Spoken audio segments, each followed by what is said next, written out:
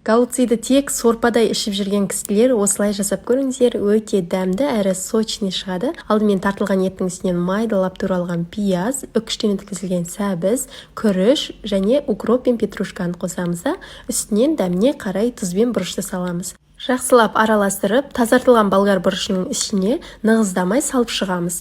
Барлығын дайындап алғаннан кейін табаға пияз және де майдалап туралған помидор, оның үстінен үкіштен өткізілген сәбізді саламыз. Жасап алған голубцыларды бір шетінен орналастырып шығып, ары қарай үстіне біз ерекше сусын құятын боламыз.